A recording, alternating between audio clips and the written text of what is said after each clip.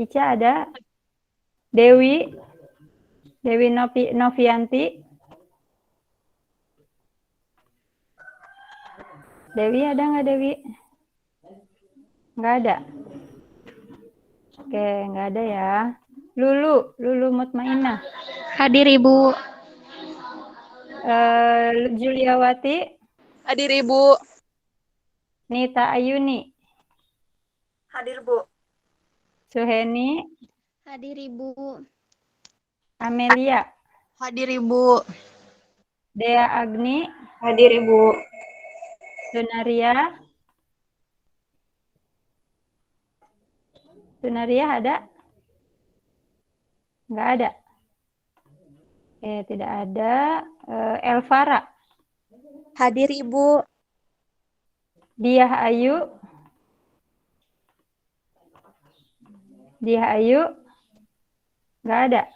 Hadir Ibu. Lalu, ada. Tri Novianti? Hadir Ibu. Firda? Hadir Ibu. Silma? Hadir Ibu. Celistia? Hadir Ibu. Siti Azra? Hadir Ibu. Riza? Riza hadir Ibu. Resti Wigati? Hadir Ibu. Salsabila? Hadir Ibu. Salsabila Hari? Oke, Siti Salsabila? Aulia? Hadir Ibu Aulia. Hadir Ibu. Hadir Ibu. Raden Fauzia? Raden Fauzia? Nggak ada? Oke, nggak ada ya. Saya simpan. Baik, lalu sekarang yang kelas B. Satu lagi, siap-siap kelas B ya, dibuka kamera dan mic-nya. Ibu, saya kelas A Ibu, tapi belum jawab. Siapa? Karena ini KRS manual. Oh ya. Fajrina, Ibu. Ya. Oke, nanti itu menuliskan ya. Atau japri ke saya. Ada lagi kelas Ibu saya panggil. Ibu. Nah, kalian yang belum ada KRS-nya nanti sekalian sama kelas B ya. Nanti Ibu, saya mohon maaf, coba cek dulu Sunaria. kelas B. Sunaria tadi udah lewat. Iya Bu, ini ternyata tadi belum ganti kartu, keluar mulu. Kartunya kan ada 2. Jadi yang tadi pakainya yang nggak ada sinyal. Pantesan keluar mulu Bu. Ini udah ganti tadi. kartu. Ya udah, nanti gimana udah dimasukin ke sistem ya. Udah nanti Iya. di ini aja ya, presensi manual ya. Iya Ibu. Mohon maaf. Makasih ya Bu. Apa? Siti Israini belum dipanggil Ibu. Siapa? Siti Israini Ibu. Nggak ada. Siti Isra ini kelas apa? Kelas A Ibu. Nggak ada ya nama Siti Isra ini tadi ya? Saya sesuai urutan saja tadi.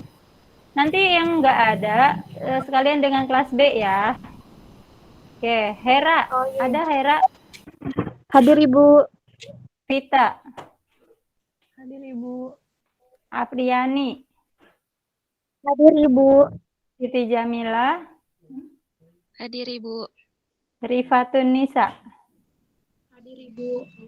Ade Robia. Hadir Ibu. Siti Umiati. Hadir Ibu. Dede. Hadir Ibu. Abdiah. Hadir Ibu. Sri. Hadir Ibu. Elsa. Hadir Ibu. Nurhana. Hadir Ibu. Feli. Hadir Ibu. Dani. Hadir Ibu. Atika. Hadir, Atika Ibu. ada. Hadir Aprida. Hadir Ibu. Lela. Hadir Ibu. Astri. Hadir Ibu. Aurora. Aura. Hadir Ibu. Sri Lestari. Hadir Ibu. Ida. Ida, Hadir Fariza. Ibu. Hadir Ibu. Febri. Oke, Febri. Hadir Ibu. Maulani. Hadir Ibu. Dian. Hadir Ibu. Dila. Hadir Ibu. Laila. Hadir Ibu. Laila ada? Laila, ya yuk. Oke, Nurul. Ya hadir. Hadir Ibu. Adinda. Hadir Ibu. Nisrina. Hadir Nisrina Ibu. ada nih. Oke. Hadir Bu. Apa ini? Kavela. Hadir Ibu. Kavela ada. Hadir Claudi. Ibu. Sabrina. Sabrina Hadir. ada. Oke, Hadir Ibu, semua. hadir. Kelas B ada yang belum saya panggil? Kelas B tidak ada yang belum saya panggil ya, hadir semua ya, alhamdulillah. Oke, untuk kelas B nggak ada masalah. Kelas A yang tadi belum saya panggil, belum ada di portal Siakad saya. Nanti silakan buat apa namanya KRS, bukan KRS, daftar hadir manual ya. Jadi nanti silakan dibuat daftarnya siapa saja tadi Siti Aisraini, kemudian Sunaria, kemudian siapa lagi ya, silakan dibuat. Saya mohon izin karena ada tamu sebentar. Mohon izin dulu. Silahkan kalau mau off kamera atau mau melanjutkan dulu sarapannya ya. Saya izin sekitar 10 menit ya. Bentar ya. Mohon Baik maaf ya. Ibu. Baik Ya. Ibu. Baik Ibu.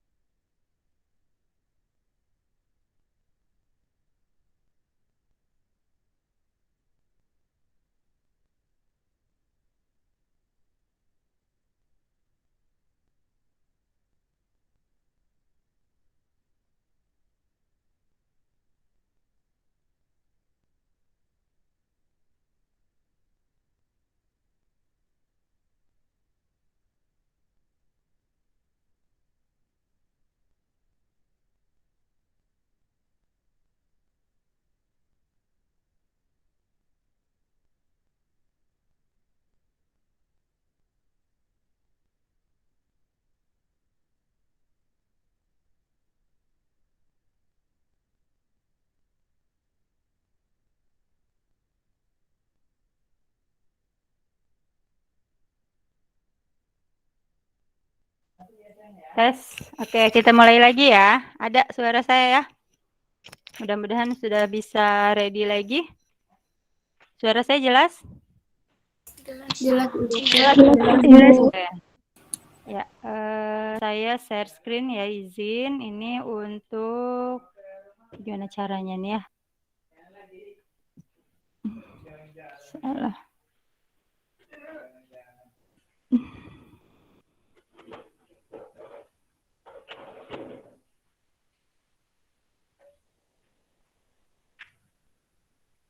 Pertama dari RPS dulu ya. Jadi supaya tahu.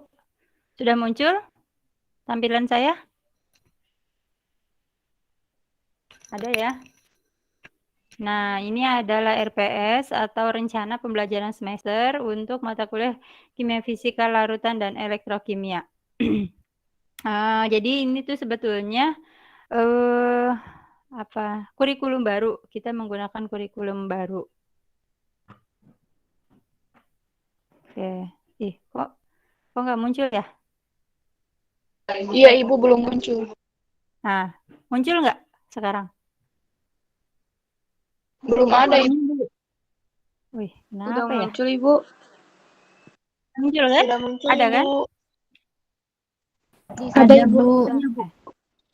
Nah, ada. Oke. Kontrak. Ini muncul kan? Ya, jadi ini kurikulum baru sehingga kalau Anda lihat dan bandingkan dengan yang tahun lalu, kodenya itu sudah berbeda. Jadi ini mulainya di kurikulum 2019, jadi kurikulum itu akan di-refresh, di-update tiap 5 tahun. Jadi bisa jadi nanti tahun 2019 tambah 5, 2024 ini akan berbeda lagi ya. Jadi ini kodenya 619 itu menunjukkan 6 itu kodenya prodi kita, 19 itu adalah tahunnya, tahun terbit kurikulum ini ya. 301 adalah kode mata kuliahnya. Nah, kemudian di sini harus mengetahui bahwa kemudian program atau jurusan ya, jurusan kita pendidikan kimia, program studi dengan jurusan tidak ada bedanya ya, sama-sama memiliki capaian. Nah, capaian pembelajarannya ini bisa dilihat dari yang paling penting adalah sikap ya. Jadi sekarang itu bukan lagi aspek kognitif yang pertama. Jadi yang pertama dan yang utama adalah sikap dulu, baru kemudian kognitif atau keterampilan, dan juga keterampilan itu berarti psikomotorik ya, dan kognitif atau pengetahuan. Jadi pengetahuan itu di akhir. Kenapa? Karena kita menginginkan supaya lulusan pendidikan kimia bukan hanya cerdas, pintar, dan juga menguasai keterampilan dan juga pengetahuan tentang kimia, tetapi dia juga memiliki budi pekerti yang luhur. Nah, ini adalah secara keseluruhan ya, secara keseluruhan jurusan pendidikan kimia menginginkan mahasiswa-mahasiswinya memiliki sikap seperti ini, bertakwa kepada Tuhan Yang Maha Esa dan menunjukkan sikap religius. Makanya kemudian kita membuat mata kuliah itu bagaimana caranya supaya tidak bentrok dengan jadwal sholat, seperti itu ya. Terus kemudian menjunjung tinggi nilai kemanusiaan, artinya dalam menjalankan tugas berdasarkan agama, moral, dan etika. Artinya dalam setiap pekerjaan itu kita memiliki rasa tanggung jawab, etika, kemudian saling menghormati gitu ya, saling menghargai. Jadi tidak ada bully-bulian ya, tidak boleh ada bully-bulian itu ya. Jadi tidak boleh lagi seperti dulu zamannya SMA, mungkin SMP, SMA kita sering membuli, menertawakan kebodohan orang, kesalahan orang, seperti itu. Nah, ketika sudah kuliah bukan lagi seperti itu, tetapi kita lebih menunjukkan sikap, bagaimana sikap kita menghargai orang lain. Ya, apabila berbeda pendapat, kemudian ada juga yang mungkin daya tangkapnya kurang, itu kita tidak menertawakan, tetapi kita membantu. Jadi kita sama-sama ya, win-win solution. Kemudian kita juga berkontribusi dalam kehidupan bermasyarakat. Artinya alhamdulillah di sekarang juga ada program Kampus Merdeka ya, kampus mengajar. Nah, itu adalah sebagai bentuk kontribusi kita kepada masyarakat. Ya, begitu juga dengan poin 4 dan seterusnya. Ini semua adalah bagaimana kemudian kita memiliki sikap dalam peranan kita dalam bermasyarakat. Nah, ini juga poin ke-10, menginternalisasi semangat kemandirian, kejuangan, dan kewirausahaan. Jadi, kita tidak lagi ingin mempunyai lulusan-lulusan yang memang hanya berpangku tangan, banyak mengeluh, kemudian juga mudah menyerah, seperti itu. Jadi, kita harus mempunyai kesungguhan hati dan juga kekuatan ya. Kalau misalkan ada kesulitan sedikit, tidak sudahlah saya tidak mau lagi gitu ya, tidak, tetapi kita sama-sama mencari jalan keluar, seperti itu. Kemudian untuk keterampilan umumnya, ini adalah secara umum program studi kita menginginkan poin 1 sampai 8 ini kita menerapkan pemikiran yang logis, kritis, kemudian mampu menunjukkan adanya kinerja mandiri, mengkaji implikasi pengembangan ilmu pengetahuan dan teknologi, kemudian menyusun, kalau di sini ada skripsi, laporan tugas akhir gitu ya. Jadi pasti di mata kuliah ini pun ada tugasnya gitu. Nah, itu bisa menyusun secara baik. Kemudian mampu mengambil keputusan dengan tepat. Jadi kalau ada masalah itu bagaimana penyelesaiannya gitu. Nah, penyelesaian ini tentu disesuaikan dengan bidang keahlian kita di kimia. Kemudian juga mampu memelihara dan mengembangkan jaringan dalam pembimbing dengan pembimbing, kolega, sejawat dan seterusnya, sehingga kita itu terbuka ya. Kemudian mampu bertanggung jawab dan mencapai hasil kerja kelompok gitu. Jadi kita apabila diberikan tugas secara berkelompok, maka kita bisa memberikan kontribusi kepada kelompok tersebut secara maksimal. Kemudian juga mampu mendokumentasikan, menyimpan, mengamankan, dan menemukan kembali data yang menjamin kesahihan dan mencegah plagiasi. Artinya ketika misalkan Anda memiliki tugas, maka tugas-tugas ini Anda kerjakan secara mandiri, tidak melakukan plagiasi. Kalaupun Anda mengambil kutipan, maka kutipan itu Anda tuliskan rujukannya dari mana. Seperti itu. Kemudian tugas-tugas itu Anda simpan, didokumentasikan, sehingga apabila nanti suatu saat ada terjadi masalah, maka Anda bisa menunjukkan buktinya. Ya, kemudian ini adalah pengetahuan yang kami inginkan dari mahasiswa. Cukup 5 poin ini saja ya. Intinya adalah bagaimana mahasiswa bisa memahami konsep teoritis, teori pendidikan, teori konsep kimia, ya, pembelajarannya. Kemudian K3 dalam hal laboratorium dan juga memahami dasar metode ilmiah ya untuk penyusunan karya ilmiah. Nah, ini pengetahuan-pengetahuan ini yang ingin kita juga miliki gitu ya dari mahasiswa kimia. Jadi bukan hanya sekedar iya orangnya manut, kemudian disiplin, tanggung jawab, tetapi ketika ditanya tentang pengetahuannya masih kurang gitu ya. Dan ini akan terlihat ketika Anda mengikuti ujian akhir, ujian sidang skripsi. Nah, itu akan ditanyakan nih pengetahuan ini mulai dari A sampai Z. Nah, kalau tidak bisa menyelesaikannya karena kami tidak ada ujian komprehensif, maka kalian bisa jadi ujian sidang ini mengulang. Seperti itu ya. Maka kemudian sesusah apapun mata kuliah di semester yang sudah dijalani, itu jangan dilupakan. Udahlah saya lupakan saja gitu. Nah, ternyata pada saat ujian skripsi itu ditanyakan dan kalian tidak bisa menjawab ketika melupakannya. Ya. Nah, seperti itu. Nah, dari beberapa poin yang banyak tadi kami ambil untuk mata kuliah ini khusus ya, untuk sikap adalah seperti ini.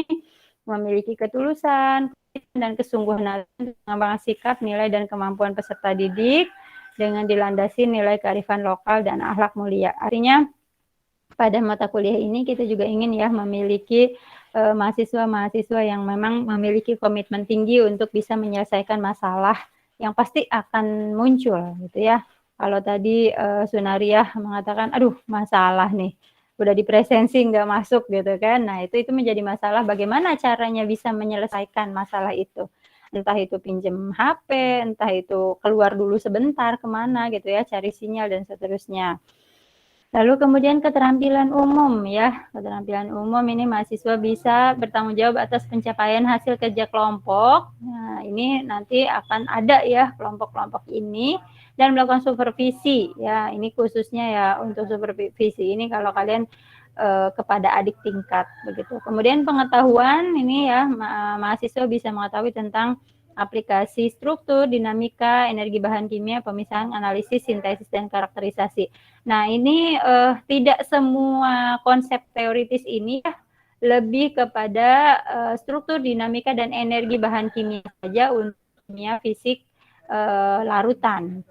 Ya, ini adalah pengetahuan yang ini yang lebih kita tekankan. Untuk yang lainnya itu akan tercetus lagi pada mata kuliah yang lain. Kemudian keterampilan khusus ini nanti akan lebih ditunjang juga oleh praktikum ya, praktikum kimia fisik yang kalau jadwalnya setelah kuliah ini ya, setelah kuliah teori ini lalu kita praktikum. Nanti kita bahas untuk praktikum ini. Terus ini adalah capaian pembelajaran mata kuliah ya. Jadi yang kalian harus bisa kuasai apa saja sih capaian pembelajarannya ya. Di sini kalian bisa mengelompokkan dan komposisi larutan dalam penyelesaian permasalahan, kemudian mampu menerapkan konsep termodinamika khususnya pada larutan ya. Jadi diingat lagi mata kuliah kimia fisik berapa? Kimia fisik 1, termodinamika dan kesetimbangan. Nah, tetapi khususnya untuk larutan ya.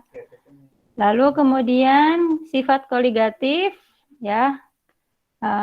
Baik itu untuk larutan elektrolit dan non elektrolit. Jadi tadi di awal kita membahas tentang dinamika larutannya. Nah, pada CPNK berikutnya atau capaian pembelajaran atau kuliah berikutnya yaitu bagaimana sifat koligatif pada larutan ini ya, khususnya pada larutan elektrolit dan non elektrolit. Nah, berkaitan dengan larutan elektrolit non elektrolit, maka ini juga dibahas bagaimana penghantaran elektrolitik ya. Kemudian juga bagaimana udah berbicara tentang elektrolitik, maka dia ada fenomena elektrokimia. Nah, dari semua mata kuliah ini, kemudian dari juga dari pertemuan 1 sampai pertemuan berikutnya yang membahas tentang elektrokimia, maka secara umum kita bisa menerapkan konsep termodinamika sel ya, sel elektrokimia. Kemudian aplikasinya nanti bagaimana pengukuran potensial sel ini ya ke dalam masalah kontekstual. Jadi kalian bisa melihat contoh-contoh yang ada di sekitar ya. Kontekstual itu artinya contoh-contoh yang ada di sekitar. Kalau tekstual berarti kalian melihat konsep itu dari buku jurnal seperti itu. Nah, ini adalah sub-subnya, sub CPM. Jadi untuk CPMK 1 tadi kalian harus bisa menjelaskan dalam bentuk apa gitu ya. Ini akan lebih kita bahas pada pertemuannya ya. Jadi di sini untuk materi pembelajarannya, bahan kajiannya yang akan disampaikan pada pertemuan kali ini, pertemuan pertemuan di KF ini adalah tentang ini, larutan dan elektrokimia. Konsepnya adalah pengelompokan komposisi larutan. Kok hilang? Kemudian ada larutan ideal dan tak ideal seperti apa, termodinamika larutannya, hukum Henry, hukum distribusi Nernst, sifat koligatif larutan, keaktifan dan seterusnya sampai kepada aplikasi atau bagaimana kita menerapkan pengukuran potensial sel. Ya. Mudah-mudahan sudah mulai terbayang ya apa yang akan kita bahas. Saya rasa sebagian besar dari kajian-kajian ini sudah pernah kalian dengar ya. Jadi bukan sesuatu yang asing kecuali mungkin yang baru mendengar hukum Henry begitu ya. Kemudian hukum distribusi Nernst mungkin itu baru mendengar. Nah, kemudian di sini untuk pustaka, daftar pustaka, kalian bisa baca buku, silakan dicari di bukunya Pak PW Atkins, Physical Chemistry di New York ya, yang diterbitkan di New York. Silakan dicari buku aslinya, boleh juga buku terjemahnya. Tidak lagi menggunakan Raymond Chang ya. Jadi suka lucu gitu ya, mahasiswa ngambilnya dari mahasiswa lebih dari semester 3 ngambilnya dari Raymond Chang. Lalu kemudian ada Gilbert Castellan, ini juga sama untuk kimia fisika, dan juga Dogra, SK Dogra ya. Ini lebih kepada soal-soal kalau yang Dogra ini. Jadi bisa jadi saya ambil soal-soal UTS, soal-soal UAS dari sini. Seperti itu. Itu adalah untuk mata kuliahnya. Nah, kemudian jangan lupa sering-sering buka Spada. Jadi untuk materi atau pengumuman akan saya sampaikan di Spada. Ya. Jadi kan kita tidak ada grup ya, tidak ada grup WhatsApp. Saya terlalu banyak lah grup-grup di WhatsApp, sehingga silakan nanti kalian koordinasi saja dengan teman-temannya dengan cara sering-sering membuka Spada. Kecuali kalau misalkan ada hal khusus yang mau ditanyakan, boleh japri ya melalui PJ-nya. PJ-nya cukup satu saja ya, karena tadi saya ada 2 orang yang menghubungi saya dari kelas A dan kelas B. Karena kita digabungkan, silakan saja 1 orang saja ya. Kemudian, nah ini adalah materi-materi pertemuannya. Nah, jadi pertemuan 1 kita membahas ya ruang lingkup pembelajarannya, kemudian sebenarnya apa sih manfaat kita mempelajari larutan dan elektrokimia ini. Kemudian kita juga nanti di sini aspek indikatornya ya. Kognitif ya, pengetahuan menyimpulkan bagaimana urgensi, ruang lingkup dan manfaat mempelajari larutan dan elektrokimia. Ya. Kemudian afektifnya atau sikapnya, kalian bisa mengumpulkan tugas secara tepat waktu. Kemudian psikomotoriknya atau soal-soalnya gitu ya, ini berupa mind map. Terus kemudian di pertemuan 2 dan 3, ini di pertemuan 1 dan 2 ya. Jadi mungkin saya untuk pertemuan hari ini lebih ke overview materi. Lalu untuk pertemuan 3-nya kita lebih konsepnya, konsep-konsep termodinamika larutan, besaran molar pasial, keaktifan, koefisien keaktifan, dan seterusnya. Pertemuan 3, ini kemudian pertemuan 4 ya, mana kita berbicara tentang konsep sifat larutan koligatif. Pertemuan 5, memanfaatkan teknologi untuk mencari tahu tentang konsep sifat koligatif. Ya. Jadi lebih ke tugas yang kelima ini. Kemudian yang ke-6 dan 7 sebelum UTS yaitu tentang bagaimana penghantaran elektrolitik dan seterusnya. 8 juga demikian. Mahasiswa dapat menjawab pertanyaan evaluasi secara logis, kritis, dan sistematis. Jadi ini lebih kepada UTS ya. Nah, di pertemuan 8 ini, mohon diperhatikan, kita akan melakukan UTS secara lisan ya. Ujiannya lisan. Gitu.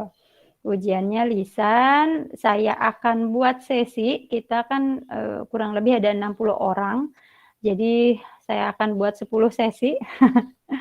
10 sesi itu satu sesinya ya sekitar 5-7 menit saja, ya. Itu untuk ujian lisan. Saya akan bertanya satu persatu gitu. Bisa jadi saya akan tunjuk ini nanya ini, kemudian kalau tidak ada yang bisa menjawab maka akan saya lempar kepada 5 teman kalian lainnya. Maka upayakan supaya bisa menjawab.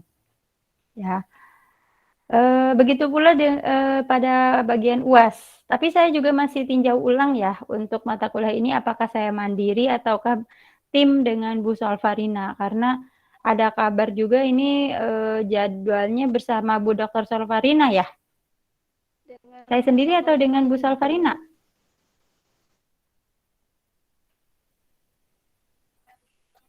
Dengan Bu Salvarina ya, berarti saya selesaikan cuma sampai UTS saja. Nah, jadi seperti itu untuk pembahasan dari saya itu sampai kepada UTS saja, dan UTS-nya ujian lisan yang diadakan secara daring tiap sesi. Masing-masing 5-7 menit. Kemudian satu sesi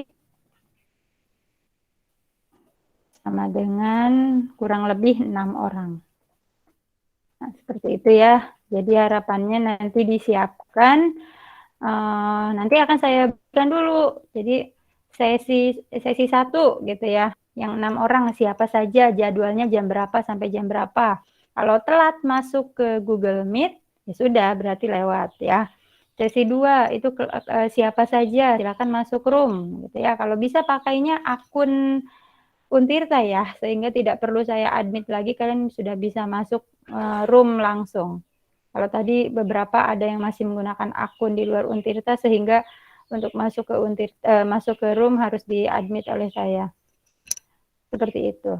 Oke, nanti untuk yang setelah UTS-nya, untuk materinya tadi di awal ya.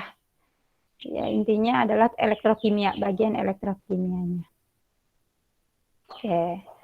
Ya, seperti itu untuk cara mainnya. Cara main dari mata kuliah ini dari pertemuan sekarang 1 sampai 8. Untuk pertemuan 9 sampai 16 itu nanti kewenangan Ibu Salvarina. Oke, silakan apabila ada yang mau ditanyakan dulu untuk RPS-nya sebelum saya share screen lagi untuk kontrak. Apabila ada yang mau ditanyakan, silakan. Ibu izin bertanya, Bu. Baik, silakan. Iya, Ibu. Sebelumnya izin bertanya. Tadi kan Ibu di awal menjelaskan bahwasannya mahasiswa itu harus lebih aktif lagi ya, Bu, untuk sistem pembelajarannya. Nah, apakah nanti setiap pertemuan itu dibagi kelompok, terus abis itu kita presentasi atau seperti apa, Bu, nanti sistemnya? Kemudian tadi terkait UTS lisan, nah itu kan tiap orang itu dikasih waktu 5-7 menit. Nanti pertanyaannya itu dalam bentuk perhitungan atau ditanyakan konsepnya gitu, Ibu. Terima kasih, Bu. Belum ujian sudah tanya soal. Ya, insya Allah enggak dalam bentuk enggak dalam bentuk hitungan ya, karena saya juga menghitung waktunya, tidak mungkin gitu. Jadi lebih kepada untuk hitungan ini tadi Hera tanya untuk pertemuan pertemuannya ya, per pekannya. Nah, itu di pertemuan per pekan itu yang tentang hitung-hitungannya. Nah, sedangkan untuk teori konsep itu yang akan ditanyakan pada saat UTS. Ya, seperti itu. Waalaikumsalam. Oh, Masya Allah ya. Bi, pesan apa, Bi? Berapa, Pak? Oh, iya. Lagi kuliah. Berapa, Pak? Oh, ya. Apunten. Nuhun ya, Pak. Udah. Makasih ya, Pak. Oke, selanjutnya ada yang mau bertanya lagi? Cukup? Kalau cukup saya lanjutkan ke yang berikutnya. Pembagian materi untuk ini kelompok. Untuk kelompok tugas ini ada 64 63 lah ya, antara 63 sampai 64 orang. Silakan nanti dibagi saja ya, sendiri ya. Mau sama siapa, sama siapa. Jadi mulai pertemuan kedua sampai ke-7, berarti berapa? 6 ya. 6 pertemuan, berarti satu kelompoknya sekitaran 10 sampai 11 orang. Ya. Oke, cukup? Kalau cukup, saya share lagi untuk tugasnya.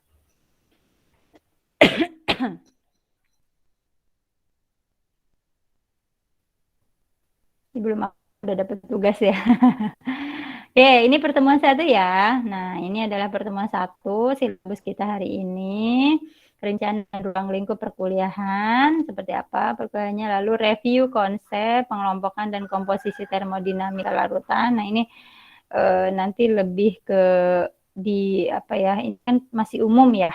Pengelompokan dan termodinamika larutan itu umum sekali, sehingga nanti akan kita bahas di pertemuan 2 sampai 7 ini. Jadi silahkan. Oh iya, ini sudah saya buat kelompoknya ya. 9 kelompok. Oke. Ini sudah saya buat 9 kelompok.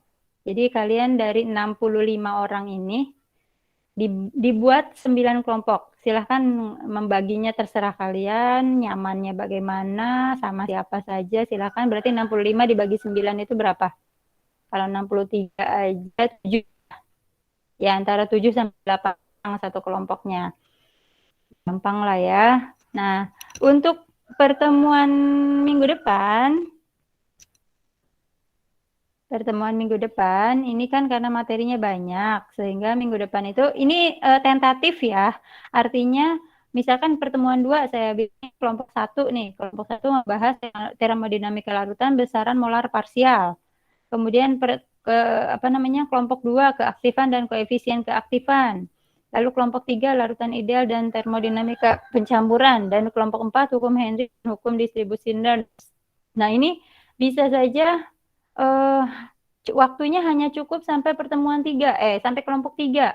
Nah, berarti kelompok 4-nya dimundurkan jadi pertemuan 3 ya. Pertemuan 3 hukum Henry dan hukum distribusi Nernst mundur ke pertemuan 3 karena pertemuan 3 ini hanya satu kelompok. Jadi saya buat kelompok ini berdasarkan submateri, sub CPMK. Ya, bukan berdasarkan kelompok. Nah, sayangnya memang tidak terdistribusi secara normal kalau secara pengelompokan dan materi. Karena pada pertemuan 2 ini materinya banyak sekali sehingga perlu dibagi-bagi. Nah, ini dibagi-bagi kelompoknya seperti itu. Nah, ini pertemuan ketiga di kelompok 5 yaitu sifat koligatif larutan non-elektrolit ya. Ya betul. Ya betul ya. Yang non-elektrolit elektrolit seperti apa? Apa itu ya? Ini kebalik ya. Mohon maaf.